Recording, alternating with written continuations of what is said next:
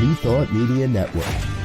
We are a global broadcast network of positive music, media, and entertainment, inspiring humanity's evolution along the journey of enlightenment and creating a world of love, peace, empowerment, and prosperity for all.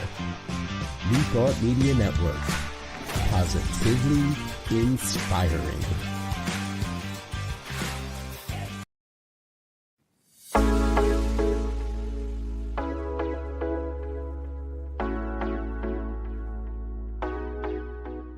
What if the person you think you are is just a fraction of who you truly are?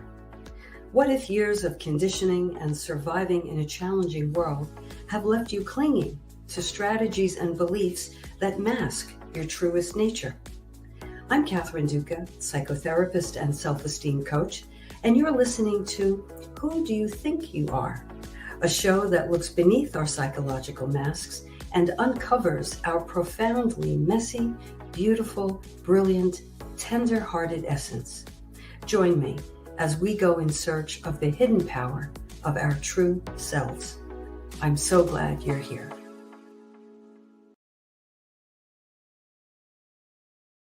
And you know I am so glad to be here, especially tonight.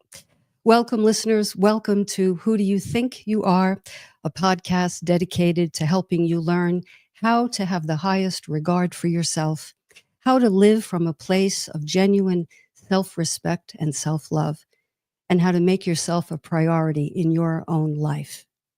Meet me here each week for curated tips and strategies designed to help you drop your psychological masks, connect with your truest essence, and simply live life more easily.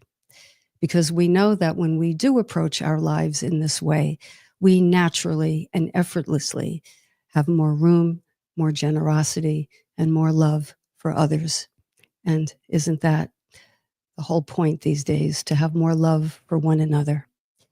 I am so excited to be here. Now, you know, I refer to my listeners as self-love builders, wide receivers.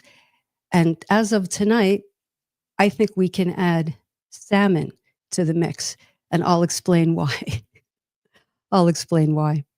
You know, if you've been following along these past couple of weeks, you know that we've been talking about the importance of self-trust and how that goes hand in hand with self-love and inner self-respect. And tonight, I have the author, the New York Times bestselling author, who literally, quite literally, wrote the book on learning how to trust yourself. I am very pleased and privileged to welcome tonight to our conversation, Tama Kieves. Let me tell you a little bit about Tama. She is an honors graduate of Harvard Law School. She left her law practice to write and help others live and breathe their most meaningful life expression. She is the best-selling author of 5 books, including her newest groundbreaking book, Learning to Trust Yourself, Breaking Through the Blocks That Hold You Back. She has been featured in USA Today, Oprah Media, TEDx, and much more. She is a sought-after speaker and visionary career and success coach who has helped thousands worldwide to discover and thrive in the life, calling, and work of their dreams. Doesn't that sound beautiful? She's also taught A Course in Miracles for years and is known for her smart, spitfire spirituality, electric humor, and the big possibilities she brings out in others. She serves on the faculty of premier holistic learning venues such as the Omega Institute, Kripalu Center, Esalen, and more. For inspired support day or night, join her at www.tamakieves.com. That's www.tamakieves.com. And all over social media, Facebook, Instagram, LinkedIn, and YouTube every single day. Tama, I welcome you to Who Do You Think You Are? So glad to meet you. Honored to be here. Thank you. Yes, and we did not plan our wardrobe, correct? We came to go to the prom, but we did not coordinate this. It's just a sign, I think, of our synchronicity. That's right. We're listening to our true blue selves. True blue self. Absolutely. Absolutely. Listen, we have much to talk about. I have to say, I read every one of the 300 pages of this book, Oh, and I had you in my earbuds all day yesterday as I was shopping. So listening to you on Audible is quite an experience, and I'll tell our listeners why. We have all read self-help books, right? Many of them excellent.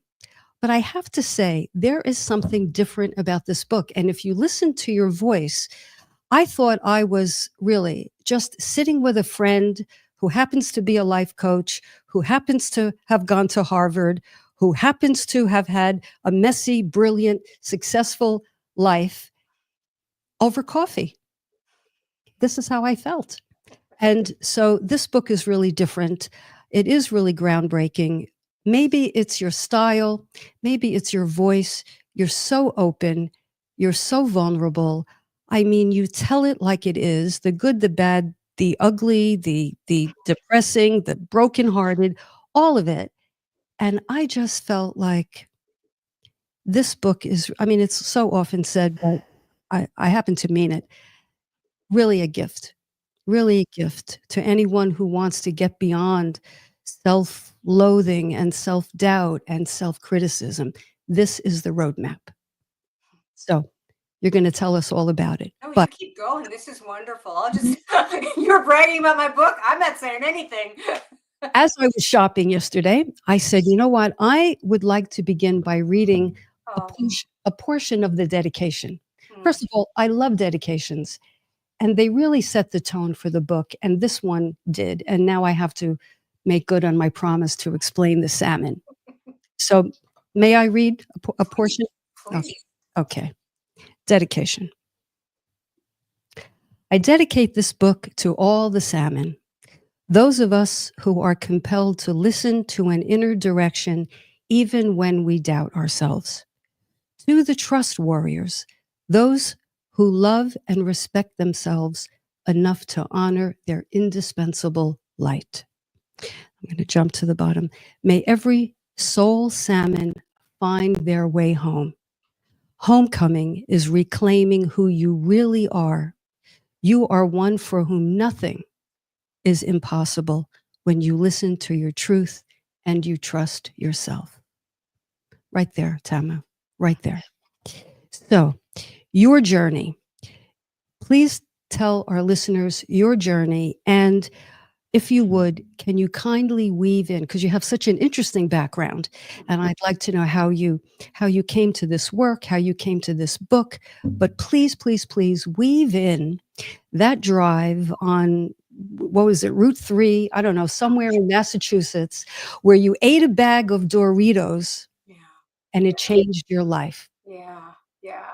Go ahead, weave There's that. two separate stories. I'll tell the first one, and then I'll tell that one too if you like. So, God, you know, I'm like most experts, where you teach what you need to learn. You know, of it's ironic that I teach trusting yourself, because I didn't trust myself. I didn't listen to myself. You know, when I was young, I knew that I wanted to write. That was my biggest dream. But I grew up in Brooklyn, New York, to an Orthodox Jewish family. And so when I said I wanted to write, my mother said something like, "You're going to write? You're going to write? You are going to starve. You're going to write." And that was basically it. That was the encouragement for going for my dreams. And I think many of us get this in life, where we have an instinct, we have a dream, we have a desire, and then somebody else says something about it, right? Or my mother said something else, where she said, "What, you can't get a job? You'll write on the Sundays." And it was the reasonable plan. And most of us are taught to be reasonable, to be practical. So I stopped listening to everything I wanted, and I went off to law school, and I got accepted to Harvard Law School and graduated with honors from Harvard Law School, and was on partnership track in a major law firm.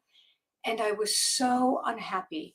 And I just felt like I was depressed, because, you know, when you're not listening to your real inner voice, and you're not listening to your soul, and you're not listening to who you are meant to be, you feel disconnected. It feels empty.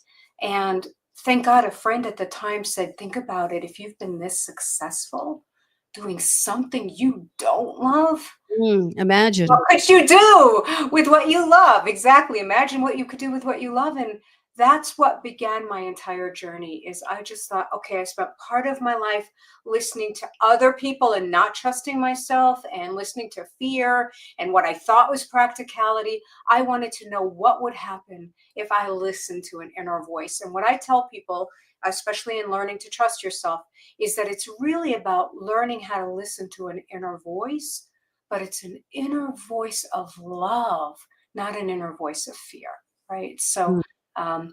but I can tell the story that you were asking about if you like. I have never told that story out loud, so I'll give the shortened version of it. But God, it's gonna make me cry even thinking about it. I was in law school and hated my life um, and studying, miserable in the law library or whatever. And I was also practicing anorexic at the time because I think a lot of times when you are denying your soul or denying what you really want in life, you find some kind of addiction to shut yourself down. Um, Or you get sick somehow. or you get sick somehow. Exactly. I was very good anorexic. I was excellent at it, unfortunately. And this one night, I was so miserable, studying and miserable, and I let myself buy a bag of Doritos from the vending machine. And it was like a 3-ounce bag, right? But in my mind, this was like a sin. This was like, oh my God, this was the worst thing I could have ever done. And so this ranting, horrible voice in my head was just going at me like, you pig, I can't believe you. And I was driving home from law school because this was a year where I didn't live on the campus and I lived closer to New Hampshire. And I'm driving home on the black highway and I'm just listening to this horrible interview. You pig, and your thighs are so big. And did you have to do that? And out of the blue, I skidded on black ice. I never saw it. And my car did a complete, I think like 360 or just 180. I'm bad with numbers. It turned around into the other lane, right? Like, and Dangerous. this is a highway that was always very busy. Mm. So I knew by all rights I should have not made it. You know, like my car spun into the opposing lane. There could have easily been a great impact or a great accident. And I remember having that life-changing thought of, this would have been my last moment on earth. And what I was listening to was this ranting, horrible voice saying, I can't believe you, and you're a pig, and you're this, and you're that. And I remember just making the decision, I don't want to live that way. I don't want to be that. I don't want to listen to that inner voice. I want to listen to a voice of love. And it took me many years later to really enact it and to practice it, but to really decide I was going to create a relationship with myself, that I was going to hear a loving voice and an empowering voice and a self-advocating voice. But I always remember that moment of just catching yourself, because you didn't even realize you're doing it. We're doing it all the time. We're listening unconsciously to this voice and we don't even realize it. But in that moment, I realized, oh my God, I would have gone to the afterlife on the wings of self-criticism. That would, Yes. yeah, that would have been your last earthly thought. Yes. The bag of Doritos and how bad you were. Yeah. That was my sin. That was my horrible crisis. Yeah, yeah, really. It's so striking how cruel we can be to ourselves, how that inner voice, I call it the inner voice of a drill sergeant, Yes. spitting, barking. Mm. Sometimes we try to command and criticize and shame ourselves Yes. into changing, Yes. but you're talking about getting still and listening to the inner voice of love. Mm-hmm. Mm. Yes. Yes. Now, can you talk about how you made the thought to leave law, leave Harvard, which must have taken some doing, and your family? Okay, that's You put it mildly. So I didn't leave Harvard. I got through Harvard, got through all of that. But I was on on partnership track of a large law firm, and everything was quote successful and going goldenly. And people will often say to me, "Oh my God, you're so courageous. How did you do that? That took so much courage." But a lot of times I don't think it takes courage. Sometimes, I mean, there are people who are incredibly courageous. I think for me, it was desperation. It was Mm. just pure desperation. I was so unhappy. And I'm a logical girl too, and so I could see the handwriting on the wall. I could see that I was starting to shut down. I could see that I was starting to be so unhappy that it was going to affect my work. That I'd be researching a case and I'd realize I'm spacing out and I'm Ah, not focusing. And as mhm. an attorney, you bill by the hour. You have to account for every second of your thoughts. Or to build for spacing out, Yes, right? so spacing out is not a good thing. Um, and I started realizing, like, oh my God, this is really affecting me. This is really not working. And it was terrifying. It was just absolutely terrifying. But I'd met somebody at the time too. I was dating somebody and he was encouraging, thank God, about, what if you could make it in what you want? What if that was even a possibility? And I love your show of how, that we were at a fraction of who we think we are. I'd had the belief based on my, conditioning, if you want to be creative, you're going to starve. If you want to do something alternative, there's no possibility for you. It never even occurred to me to question that. I Mm, never was even thought that. pardon me, pardon me. So Yes. it was an either or for Yes. you, Yeah, exactly. Exactly. And right? so black and white, right?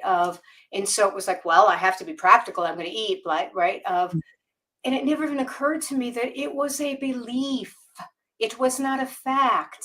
It was a perspective. It was not a fact. It was not there is no like law out there or hex out there that says this is how it's going to be. And my entire life has changed because I started questioning those beliefs or those assumptions or that conditioning that was ruling who I could be, instead of listening to this magnanimous, heart-centered, inspired, genius self that's in me, that's in all of us when we Mm, listen to it. And so that was life-changing for me. mm, mm. So did you, and as I was listening to the audio book yesterday, I was thinking, even if we weren't going to meet, I would be dying to ask Tama this question. Did did the path unfold for you as you decided law is not for me and I'm starving my soul, which Mhm. is so interesting, starving your soul, Yeah, right? exactly. Right. So did the path unfold and you sort of just went with that instinct, not even realizing that there was a path, or did you retrofit your intuition to your process? Uh, which came first?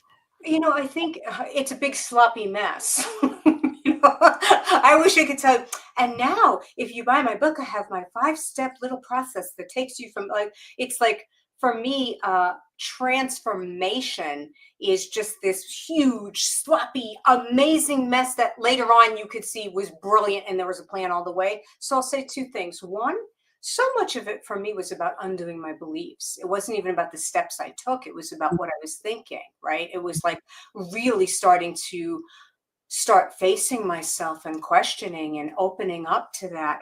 But to your point, and this is something in my coaching that I work with people a lot. Everybody wants the plan. Everybody wants what's the map? What's the plan? And for me, the way that this works is you don't figure out your whole life. You don't figure out your whole life. It's almost like you find out what that next step is, what that next moment is, right? So in the book, I have that concept of following the breadcrumbs, right? Like that again, one thing leads to another, leads to another, leads to another. Just briefly, I can tell you that when I first left law, I didn't even know, like, people say, oh, you're so lucky you knew what you wanted to do. And it's like, I knew I wanted to write, but I didn't know what, I didn't know how, I don't know how you make a living at it. And when I first left, what I wanted to do was, if I was really honest with myself, which I didn't want to be, of I wanted to write poetry. And to me, this was so depressing because it's like, oh my God, could you pick a less lucrative thing if you tried? It's so, but I started playing around with poems, and then I realized I was in this middle of this career transition and scared out of my mind and reading every self-help book on the planet, and the three easy steps to your life and 30 days to feeling great, and realizing, oh my God, these things aren't working for me. What's wrong with me? Mm. So I realized I wanted to write a really honest book about what it was like to transition and shift your career and shift. So I started writing my first book, This Time I Dance. And then I realized I want to be around other creative people. So I started a support group. And then I did a support group, and people started saying, oh my God, you're really good at this. Would you ever teach? So I started teaching little classes. And then people asked me, would you ever lead a retreat? Go away for a weekend. So I was like, I'll try a weekend. Then people asked me, would you ever work one-on-one with me? And this is way back when coaching wasn't a career yet. I'm a former lawyer, and I kept thinking, is it legal? I'm not a therapist, that kind of thing. And then I thought, they have money. I don't. I'm going to call it legal. I'm going to call it good. So anyway, my point in that was there was not a conscious plan. It's literally one thing led to another, led to another. There's a lot of things in there. I got a job waiting tables. I did things to support myself. Meanwhile, it's not like this elegant, 5-step plan. I just did the right next step. And there is always a right next step. But most people are trying to figure out their whole lives all at once. And I think our guidance and learning how to trust yourself is about learning to feel into, in this moment, what am I meant to do? That's all you're meant to ask. That really gets to the heart of the question I asked. So in this moment, so you did not have a well thought out, as you said, elegant plan. You sounds like you dismantled one belief, and that led you to the next thing, and then the next thing. Oh, and I wish I could tell you that, and I dismantled it, and I dismantled it for good. I'm still dismantling these things, and I'm still listening to In the Moment. You've read the book, and it's like, I'm very honest about, this is a life practice. I think we are meant to go higher, fuller, wider, fully into our lives. And that means we're going to be practicing and uncovering beliefs. And sometimes there's a belief that maybe we have that we dismantle and transform and heal forever. For me, a lot of times they come back wearing different faces, having different accents now, like pretending like, oh, this is a whole new situation. This is different now. This is really right. So, it's just wearing a different disguise. Exactly. It might even be up-leveled. It might look like a more sophisticated, so it's harder to spot. But we need to be on it, don't we? Exactly. Now, when it comes to beliefs, I think this is so interesting because many of my clients will have a conversation, and I'll say, well, that's a belief. That's a belief that limits you. That's a limiting belief. And so often I hear the response, some version of, well, what do you mean that's a belief, Kathy? That's just the way it is. Mm-hmm. So I don't think we even, myself included, because this work is on and on and on, and we always hit an edge, and then we have to get beyond that edge. Yeah. So there's very much an ing, dismantling. A process, exactly. And to your point, most of us don't realize that it's a belief. We think it's a world. We think it's a reality. We think, but this, my clients also, but Tama, you don't get it. This is the way it is now. Blah, blah, blah, and blah, blah, blah. And so much of the work I do, and I'm very informed by A Course in Miracles, which is a spiritual study of living in love instead of fear. And so I'm very informed by that work, but also a lot of different spiritualities. And when I say it's a belief, it's almost as though we're in one part of ourselves. And in one perspective, it is true, and it can never not be true, right? Like, so when I'm feeling scared, I'm painting this image of this smaller world, and I'm thinking, I can't do it, and it won't be possible for me, and you don't understand, I'm not capable of doing that. But what I don't remember in that time is that there's a different identity within me, a larger identity, a larger self, a higher self, an illumined self, a genius self. I am not the limited being I think I am. And for me, in deciding to become a writer and trusting that, I started trusting, what if there's a loving universe? What if there's something higher? What if I'm meant to do this? What if I'm not alone in this path? What if it's not just up to me to make it happen, but if I follow my instincts, I'm going to be led and supported.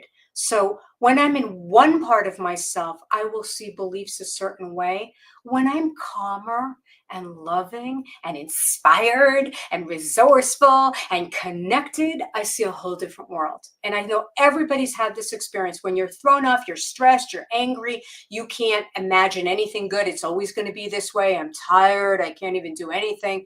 And then when you're feeling good or connected or in love or, just feeling alive, all of a sudden everything's possible. Oh, I could do this. Oh, wait, I forgot I could do that. So it's different states of mind. The vocabulary is so different. The vocabulary of limitation and lack. And don't we fight for our limitations? Don't we argue? Don't we write briefs Yes. our limitations? Yes. Yes, Right? yes, yes. But what you're saying here is there is another self, and if we can maybe go all the way up and just be aware that we don't have to believe that which we're used to believing, but there is more. And if we can lean into that with curiosity, we may arrive at these vocabulary words: expansive and soaring and possible and uplifted. I mean, and on and on and on. It's intoxicating. Everybody's had that experience, everybody has had the experience. If you're a creative person, then you know what it's like. For me, that's how I discovered it. It was like when I started writing, it was like, something larger is happening. Maybe this is what people mean by God. Maybe this is what people mean by light or whatever. Other people may have had it when they looked at their first child, right? Or other people have it when they're playing with their dog, right? I mean, or you're walking along and it's a gorgeous moment and there's a sunset and you feel a lot. We all as human beings have access to that. We've had states of mind where we're calm and we're connected and all is well. And then we're resourced. Our mind works differently. Our brain chemistry works differently. Our blood chemistry works differently. Absolutely. Absolutely. And what I hear in that is we are but a breath away. We are but looking out the window. We just have to, it's that opening, that portal is as near to us as stepping outside or looking at our dog or looking at the baby or looking the simple pleasures of life. Yes. If we think that breakthroughs have to come in the form of gushers and geysers. And sometimes it's being quiet and appreciating what is around us or looking in someone's eyes and connecting. That's such a brilliant thought, Catherine. It really is, because I think a lot of times people think you have to hire a guru, you have to go to an ashram, you have to have some big, like you said, huge awakening experience or whatever. And these are common experiences that we all have access to. It's natural. It's what we're supposed to do. But to your point, when you say it could just be looking in someone else's eyes or could just be, taking a walk. The problem is when I'm in my fear mind or my limiting mind, that's not available. Because my limiting mind is going, you don't have time for that. You're already failing. You're already falling behind. You don't have time for a walk. A walk is ridiculous. That's not productive, right? The voice of fear is always going to counsel you in a way that's actually going to create more fear. And the trick is how to break out of that, right? How to learn how to listen to something else. And the biggest way that you do that is not even what you listen to. It's what you stop listening to.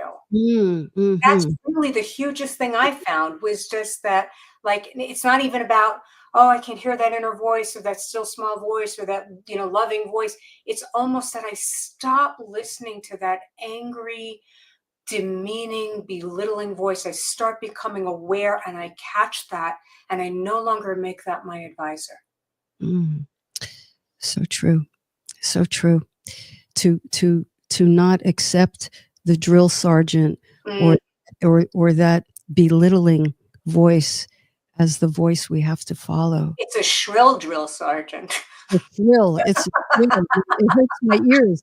Hurts my ears to think of it. I see we have some comments in the chat. Why don't we take a look and see? And maybe this will give way to discussion that we could take bit by bit, or maybe you'll lump things together in abundance.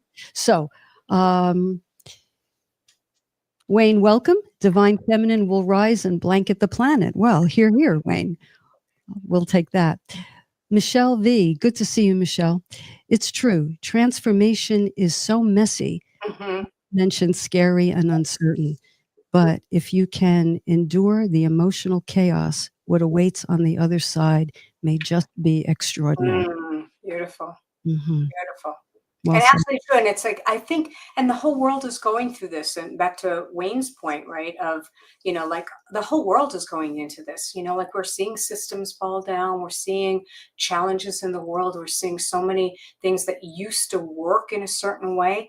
I think our whole world is going through a transformation, and it is scary and it is hard, but there are those of us who are the vision holders. And I'm inviting all of us to be that, to say, what if the old ways are falling so that something inspired and new can happen? What if when things are falling down, it's not because things are breaking apart and it's broken? What if we're expanding? What if we're growing? What if it no longer fits to be small, right? What if the ways we've been doing things, and I'll just speak individually, I'm not a big world leader, but individually, what if the ways I've been doing things no longer serve my soul? And that's why it's falling apart. So many of the painful situations in my life, somebody breaking up with me or things not working out, at the time you think is the worst thing in the world. And then later, for me, it's proof there is a God. It's like, oh my God, you didn't let me continue dating that person. That's my proof positive that there is a God. Yes. I'm so grateful for the things that didn't work out in my life. Yeah. Right? Because that would have taken me on another trajectory. Yes. So important. So important. We have so many comments. Dawn says, Tama, this struck me from your book. Do you lack support or do you support lack? Oh, that's a good one. Right. Do you lack support or do you support lack? Mm-hmm. Yeah. Right. That it struck me from my book too. When you write, it's like, oh my God, this is incredible. But for me, it was huge because I'd been living in a lack mentality. And that lack mentality was like focusing on but I don't have this and other people have that. And why can't I have a publicist, or why can't I have money to buy X, or I don't have this kind of support in my life, or that, like just that lack mentality. And I would have told you I was lacking. These things were true. I didn't have the money to do X, or I didn't have the whatever. But I finally started realizing my perspective and my focus was what was supporting lack. I was so focused on what I didn't have, and so telling that story over and over and over and over again, and it kept me stuck over and over and over again.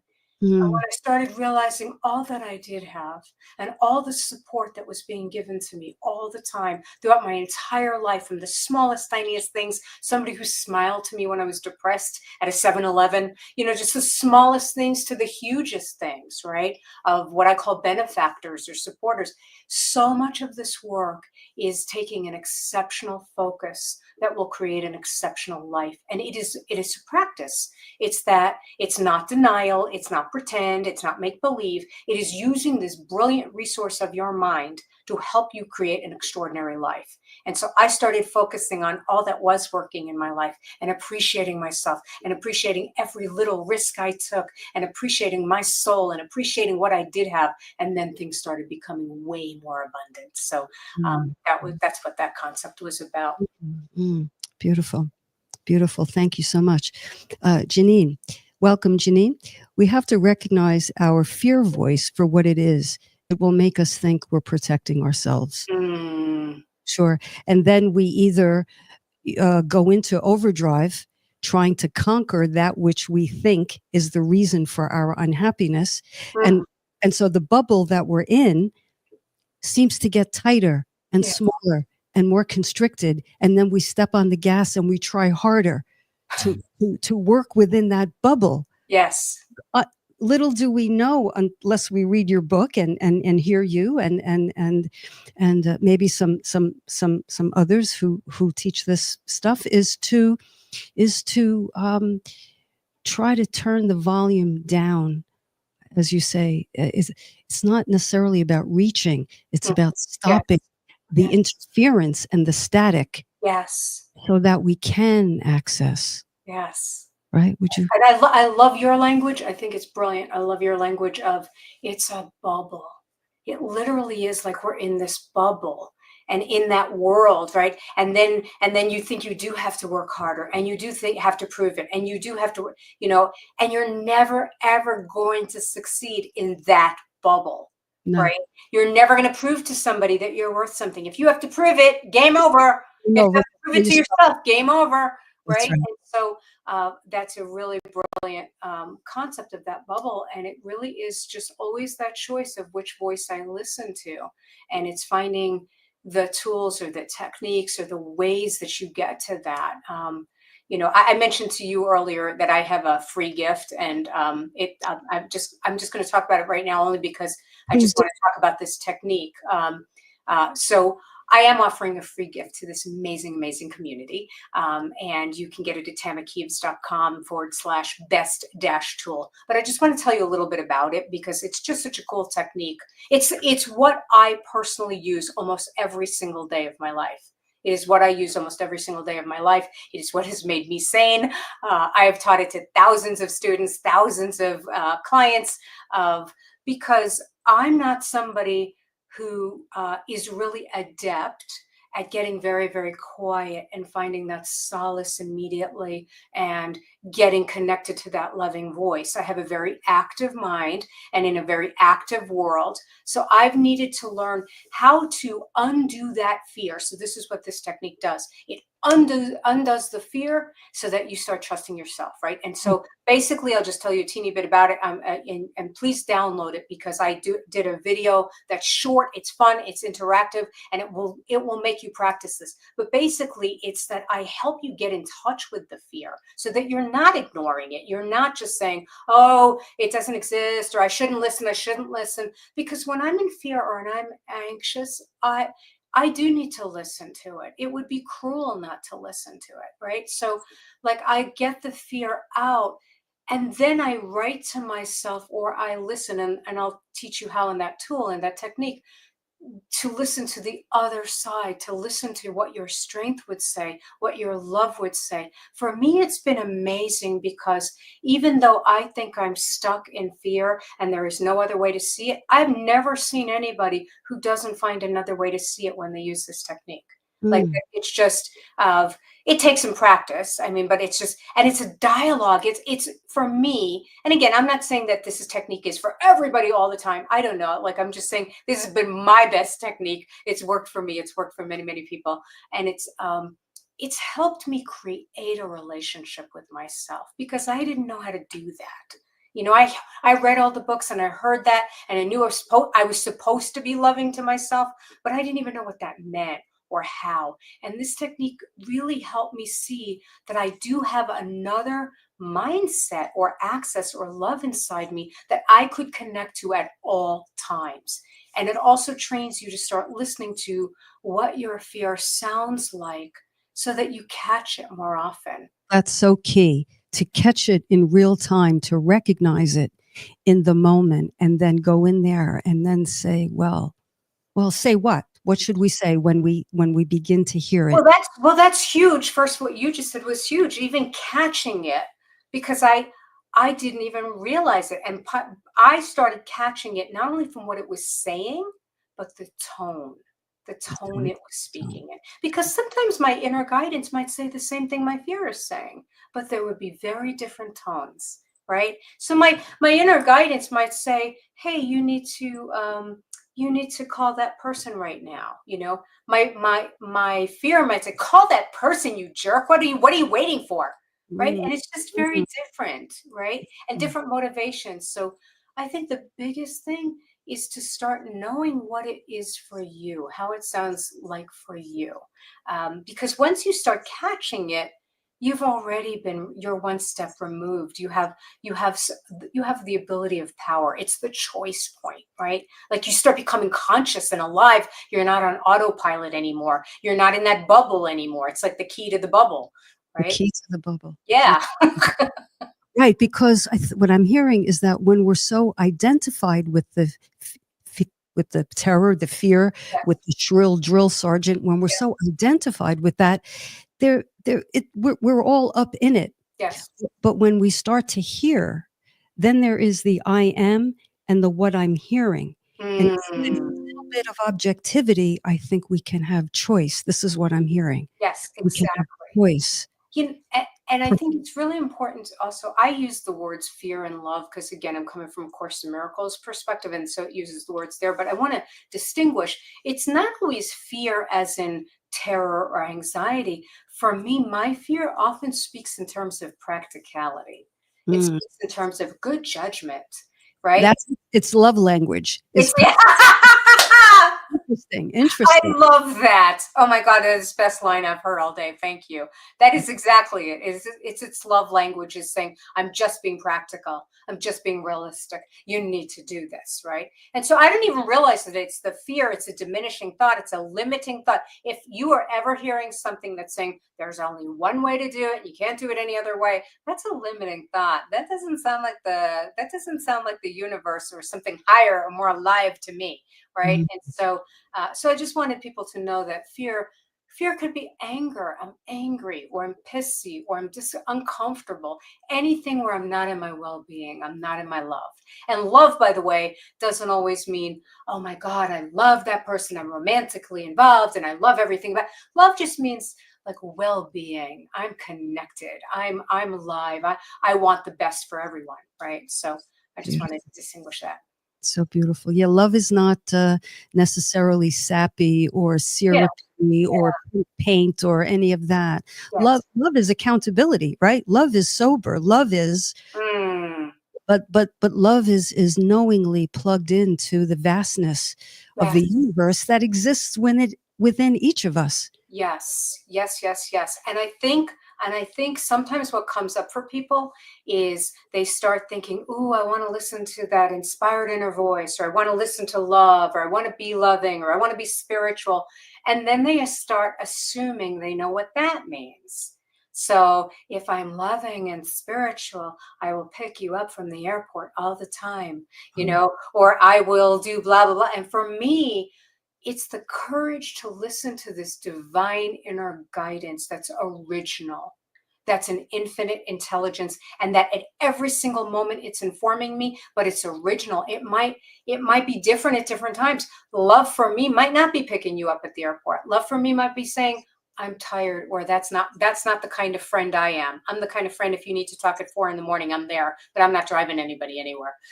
Right. So again, like what I want people to know is that we're not assuming that we know what your divine instinct should be, right? We don't know. I don't know. Even, when I first started on a spiritual path, or even as a writer, I had these assumptions that, well, if I'm going to be a writer, I literally did this. I need to live in the mountains. I need to live on brown rice. And God knows where I even got this, but I made up this whole idea that I need to be introverted and I need to not see people and just be in my creative gift.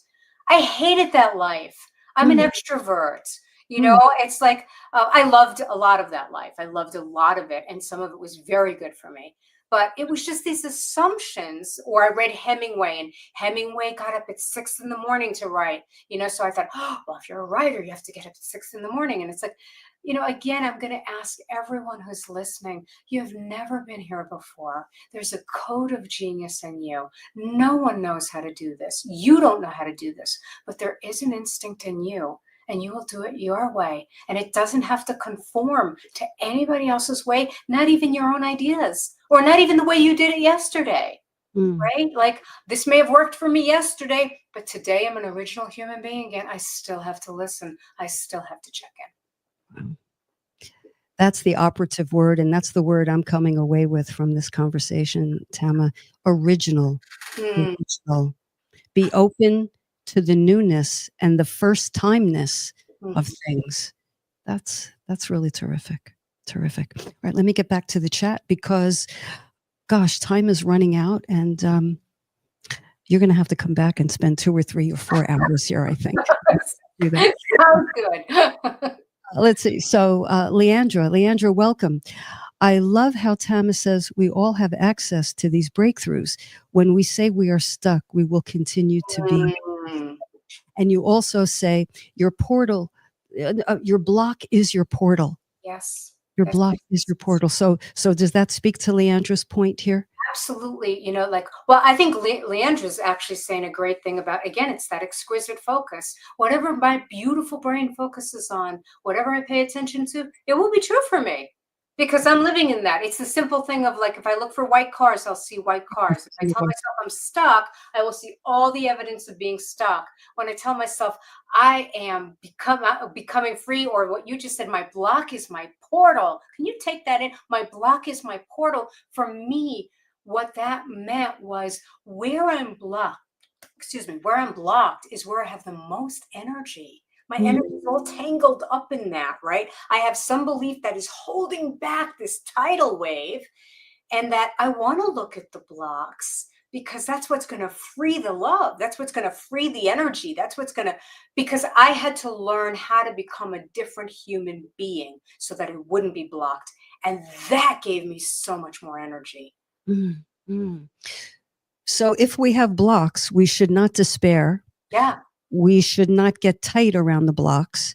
What if we can remember to acknowledge that the block is the signpost, is the marker that says, here's the gold. Here's the gold. Yes. So it's a whole different way of looking at our problems, really. Absolutely. Or like, again, I will quote A Course in Miracles, and I'm not trying to proselytize the Course in Miracles. It's just what I know. It's what I teach. So the quotes come to me. But there's a quote that says, we are here to undo the blocks to the awareness of love's presence. And what that means is that love is always present. The miracle is always here right now. You're just having a block that's in the way of your awareness. Just like Leandra's point, if I'm telling myself I'm stuck, that's in the way of my awareness, right? And so, and in the Course in Miracles perspective, and I talk a lot about this in Learning to Trust Yourself, I use a lot of that teaching of, you know, it's not even that we shifted ourselves. It's not even that I have to know how to figure it out. I need to be willing to see it differently. That's all that's necessary. I'm willing to see this differently. I don't know how, I don't know when, but I'm asking that inspired self, that higher self, whatever you want to call it, a divine intelligence, whatever it is, you know, I'm asking, I'm willing to see this differently. Help me see this differently. Help me, you know, instead of assuming I know how this is, I know how this is always going to be. It's taking responsibility for those beliefs. Yeah. And for not knowing. Because we like to know, we like to be sure, and we like to argue for our limitations, as I said before. So I am stuck. Don't you understand? I really am stuck. I've tried everything. There's no way out. Don't you understand? This bubble has no seams. I can't get out and nothing can get in. And that's a fact, ladies and gentlemen of the jury. That's a fact. And I submit to you that in 2008 she was stuck, and in 2015 she screwed up, and you know, because fear will always present that case. And what's really wild about, you know, that technique I said, my best tool, the free gift. One of the things that I find amazing about doing that technique, I literally, when I'm speaking, when I do the other part of it, when I do the love or the voice of my strength, I literally remember things I forgot. I literally remember different evidence because I'm in a different vibration. I'm in a different frequency. I'm looking for different things. And all of a sudden, oh yeah, I remember I was courageous. Or, oh yeah, I remember I had that insight, right? And so like, it's almost like when you're looking for one thing, you'll find it. When you're looking for something else, you'll find that. On that point, quickly, if you can, does Alexander's department store ring a bell to you? Alexander's, when you were sure that you Yes. were a person who does not get what you want, Yes. because Alexander's, your mother forgot what happened there. Yes, Because I tell a story. I tell a story in the book where I started looking at a belief I had that I was always stuck. I never get what I want. I never get what I want. It always comes up. It always came up. Like I would, lose a client. See, I never get what I want. Different things. So I started looking at where that came from, and I had this memory that when I was a little girl, I was in Alexander's, a department store, with my mother, and I saw these red shoes. And I wanted these red shoes with all my little girl heart. The heavens sung, I needed these red shoes. But I was with my mother, and I thought, oh, my mother's never going to get the red shoes. She's practical. She's going to be the red shoes. What do you need the red shoes? The green elf shoes. Go get them. They're on sale. You'll love them. But that day, she got me the red shoes. She got the red shoes. It was a freaking miracle. And it was amazing. And I was flying. It was like, oh my God, I'm going to get the red shoes. Oh my God. And I was watching them wrap up the red shoes in this bag and put it in the shopping bag.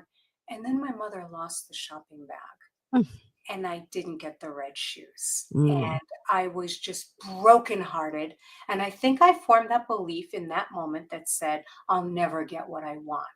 And I think I took like one disappointment in life, and I extrapolated and said, I'll never get what I want. So don't even open your heart. Don't even try. Don't even desire. Don't get your hopes up. You're never going to get it. It was like a way of protecting, right? And so I looked at this belief, and that was amazing to undo that. But the really amazing thing was, after that event, years later, I talked to my mother about it, and I was telling her about how I never got the red shoes. And she was like, what are you talking about? You got those red shoes. And I'm like, yeah, I know we got them, but then you lost them. And she's like, yeah. And then we called the department store. They found the shopping bag. We went back and we picked them up. You got the red shoes. And I never remembered that. I remembered my belief about it more than reality. And that's what's going on for all of us, is that if you have a belief, you will find the things that match the belief, and you will exclude all the other evidence. I literally didn't remember my life. I remembered my belief. That was an amazing moment. We are very busy. We are symphony conductors. We make a whole arrangement based on a moment like that, an experience like that. We shut down around it, and then we go about our lives looking for confirmation of that very thing. And then we wonder why we're not happy. I mean, myself included. I've done this for years, and I still have to work that through. So your words are just so first of all, comforting, because your block is your portal. So wherever you have a block, the good news is you're close. You're close to the opening. Yes. And all we have to do is go outside or look in someone's eyes to get outside the bubble. You're offering a lot of hope in just do something you love. Do anything you love.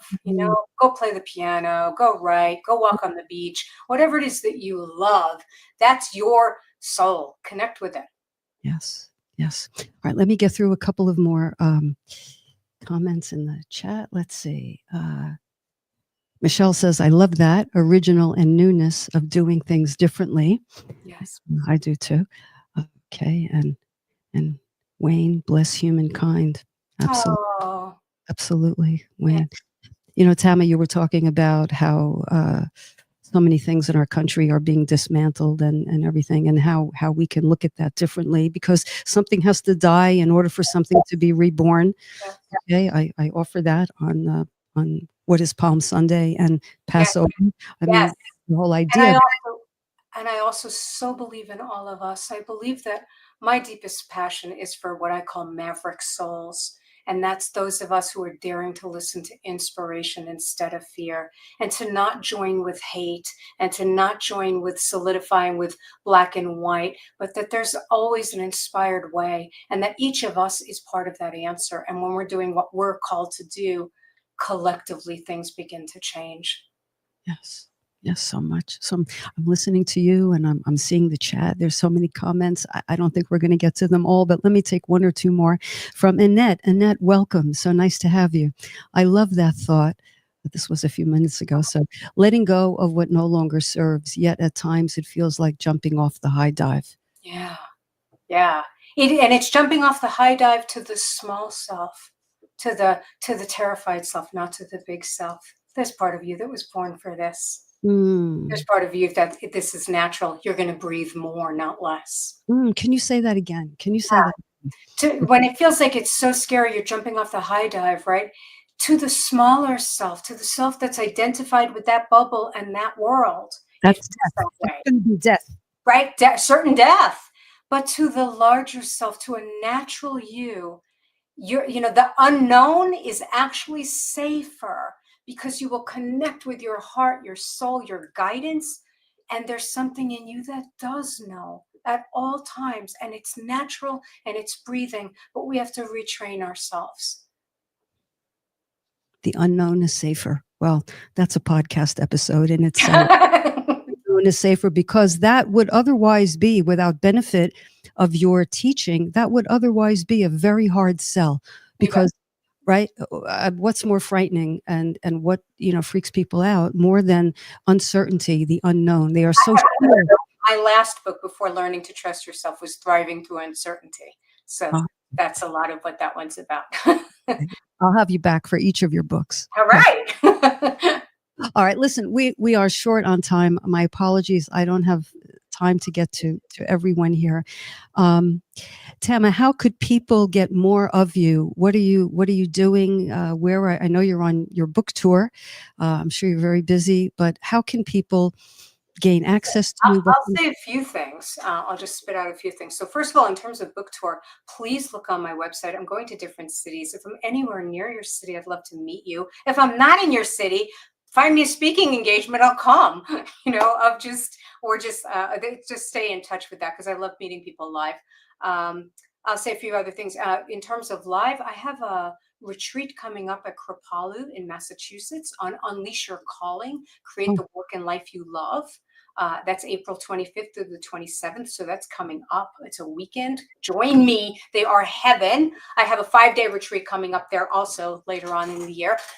But the other thing I want to say is if anybody's ever interested in studying A Course in Miracles with me, I make it very practical, very real. It's online. It's all recorded. I have an 8-week series coming up called Opening to Your New Direction with A Course in Miracles.